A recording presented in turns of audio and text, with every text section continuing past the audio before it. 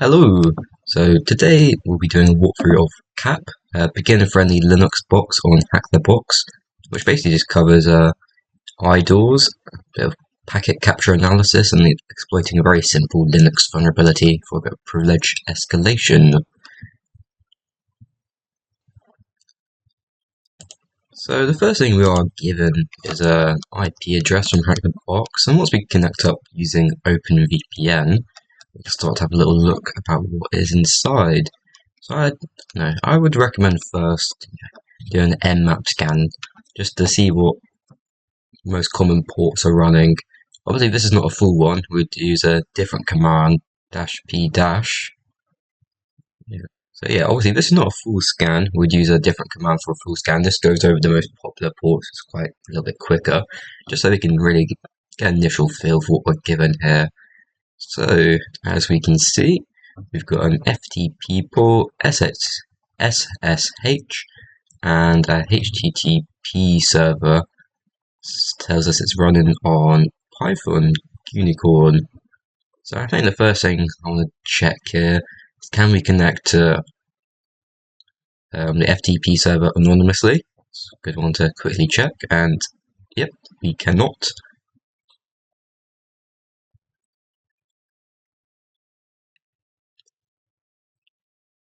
Okay, I think the second thing the second thing we can check here, sort of what this website looks like. So you know it's around the HTTP server. You know it's a web server. Let's have a little look at what we get. Cool. Sort of.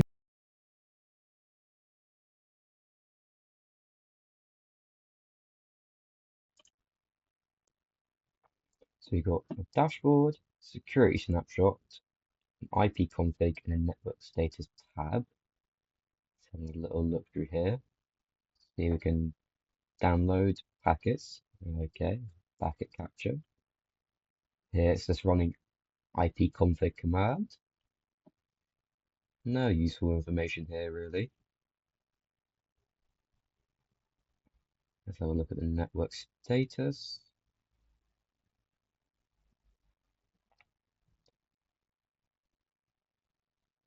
Nothing jumping out on us that we can use. I can sort of see there. Let's see if we can do some command injection URL quite quickly. See what this brings up. Yeah, nothing. Okay then. Can do, I reckon. We come back to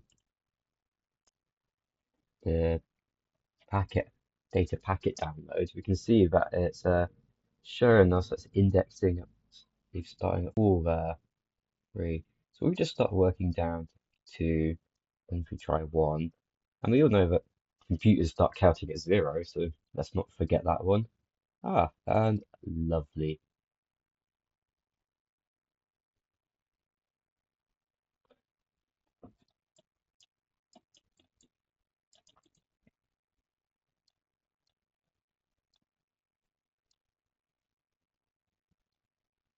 Okay then, we can just pull that up.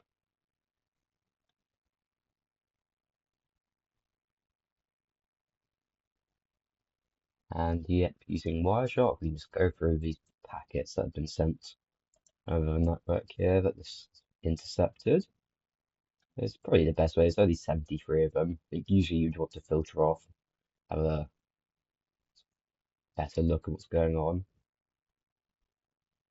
But whereas only not too many, it's much quicker just to go through them. I'm just checking on the right here. And as it's HTTP, not HTTPS, you can see that these aren't encrypted. They're just in plain text for us to read. This makes our job a lot easier. We, we can see.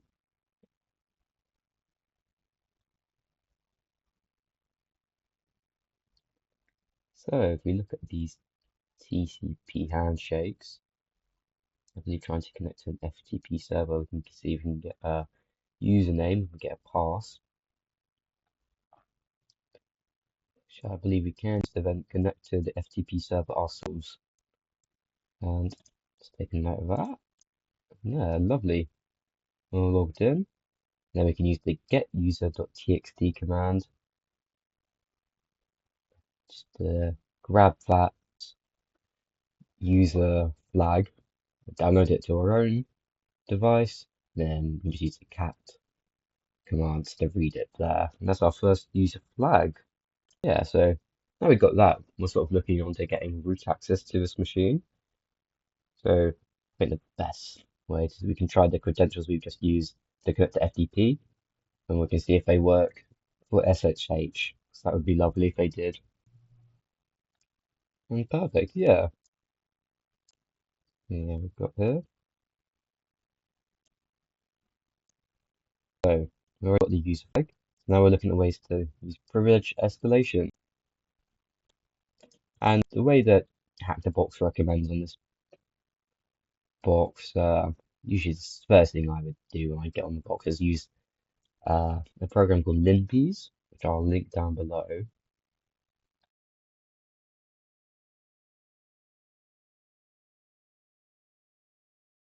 Okay. And the first thing I'm going to try is straight using the curl, see if we can run it the from the box. But unfortunately, it looks like we aren't able to make an outgoing HTTP request outside of this box. So what we do know is that we can download Limpies and then we can share it across a web server we set up ourselves quite quickly. And so download it from our host machine and then the victim machine, which we're connected to, be able to run it.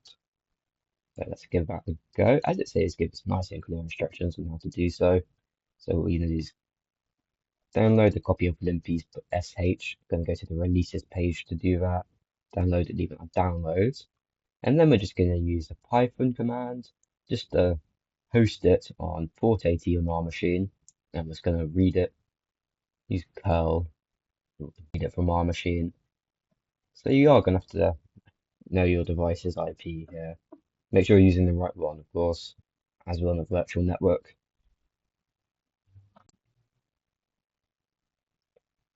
So yeah, it will be at this bottom one, the tunnel 0 virtual network IP. There we go, hosting it using Python and curl, lovely journey. Got the command from the website. Don't forget to put your own IP in, otherwise nothing will work. And there we go, it's just running. Definitely very artful. Okay, so as you can see, going through a couple of things, it's best sort of just to start from the top and slowly read through it. Does take time to understand what you're looking at. You're suddenly bombarded with a lot of information here, so I wouldn't worry too much about understanding it all. So just to slowly scroll down, sort of keep a mental note of things that stand out to you. So as you can see, these are some of the exploits that it thinks it could be vulnerable to, and definitely something to keep a note of. And if you don't see anything else jump out at you here, it's always best just to start researching what they are, how they could apply in the situation. Obviously, this is not a perfectly put together box. I reckon there's probably multiple ways to do a bit of privilege escalation here. But as it's a beginner box, it's usually quite an easy carrot at the end of the stick here for us to follow. It's about following. But let's just scroll through this nice and easy. See what jumps out here. And I think we're mostly looking for a set UID bit on a program that we can just quickly run a bit of code through, get sudo access. Yeah, that's the most common way to privilege escalation of these misconfigured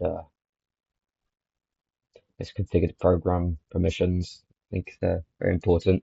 You can directly search for them, but they might be under different groups, I believe, in the set. There's sometimes it's better just to let limpies do the trick first. Have a general quick overview, a glance at what you're looking at before you get down to the nitty gritty, running some commands yourself. So anything that's important is usually highlighted in yellow, as it will tell us at the top. So that's what I'm just looking for now. How does I look at what's going on, seeing what yellow is jumping out here. And most of this is just completely useless to us. But it's a learning process on sort of what is completely useless and what could be something. So here we're just looking at the files with interesting permissions here. It's a good one to check, especially in these easier boxes.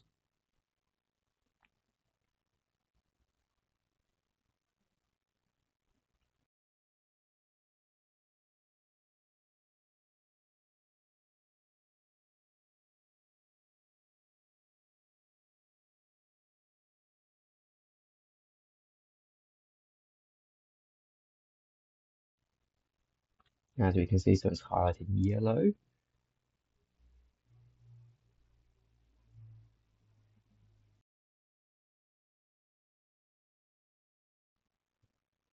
So we're using from there, we can use a get capabilities command to have a little look, which is, I believe, name of the box, cap. There you go, a little Easter egg for you. It helps us know we're on the right track. These are thematic naming points. So let's just have a look at the get cap feature, and the quick explanation of this is that Linux splits root privileges into many smaller privileges called capabilities. So instead of giving a program full root access, an administrator can grant only the specific powers that the program needs. For example, the ability to bind low-numbered ports or change user IDs. So what getcap shows us here is it prints the capabilities of this program. And here we can see that one of the capabilities it has is set UID.